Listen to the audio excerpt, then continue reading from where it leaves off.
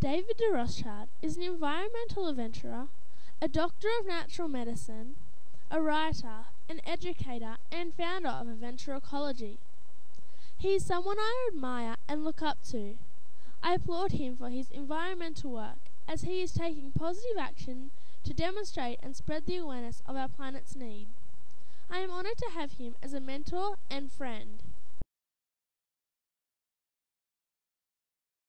Can you tell me how you became involved in helping the environment? Good question. How did I get involved in helping the environment? I think it was one of those things that I was really interested in. You are what you eat and you are what you breathe. So I was fascinated by really the health aspect of it. So I trained and did a degree in natural medicine. And I was actually down in Australia at the time studying. And so I was in Australia and New Zealand and I was setting up a farm, a naturopathic farm. And as you start to get into kind of understanding what we're eating and what we're breathing, you know, and the health elements of it all, it quickly leads you into, you know, our natural environment and understanding so the principles of organics, understanding how we need to protect our environment and look after it. So being exposed to nature and then, you know, really seeing it for what it was, I started to realize that, you know, this was a field that I really wanted to be in, and it kind of all came together. Can you tell me about your organisation? So my organisation, Adventure Ecology, was started back in 2004 after I got back from an expedition in Antarctica. And I realised that adventure was an amazing medium to help people understand these out of sight, out of mind environments. So when I came back from Antarctica, I got all my friends and family and everyone was saying, you know, how did you eat and sleep? And you said, well, the sun's up the whole time. And they're like, well, that's kind of crazy. And you're talking about glaciers and they're like, what do you mean? And how does that work? And by default, they were learning about these out of sight, out of mind environments in a very kind of entertaining way and educational way. So, but it wasn't preaching to them. It was very much using the medium of adventure. So I set up Adventure Ecology, say, let's try and create a network of other adventurers who can also talk about these issues, create a platform where people can learn and share and act on these ideas. So we set up in 2004. We're still learning a lot about what people want to do and don't want to do. And we'll be launching a new part of our platform at the end of this year, which is really going to hopefully be the sort of your adventures part. So whatever you're up to out there, whether it be a recycling campaign, that's an adventure, through to climbing a mountain, that's an adventure. What do you think about climate change?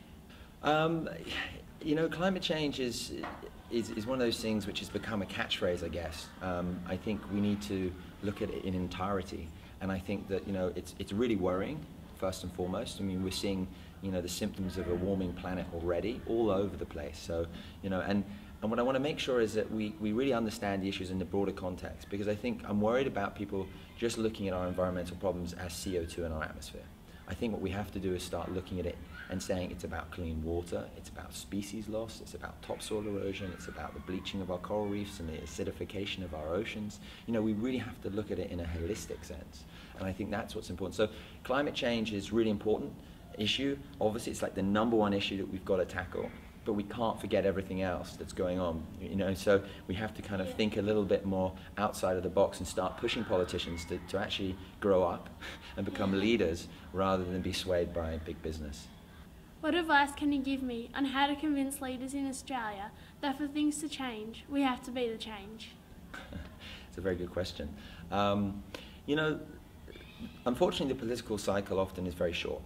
And when we think about change, it's over a long period of time. It takes time to move, you know, these issues. And so for you as an individual, you're going to see, and we're all seeing the effects throughout your lifetime. And I think those are only going to become faster. So I think what you're doing by asking questions and being curious, by going out there and creating content that's compelling through your website, through the experiences that you're having, and really keep asking of those politicians, what are you doing to represent my future? You know, what is it that, you know, you've been elected, you're in a power position, you know, or a powerful position to be able to make change. So I'd go out there and if you can, try and nab a politician, kidnap them, chuck him in your car, you don't drive obviously, but on your bike, and get out and try and take them and show them the effects of what's going on. Maybe take photos and stuff. If you can get them out there, show them, would be amazing. But if you can't, take some content of the changing environment around you. You know, you said you're going to go up to the Great Barrier Reef maybe and look at the coral bleaching. Take some imagery, tell a story, make it compelling and bring it back and show the politicians. But everything you're doing is creating steps towards change. So I'm a big fan. Okay, thank you very much for your time. Thank you. Good luck with everything. Thank you.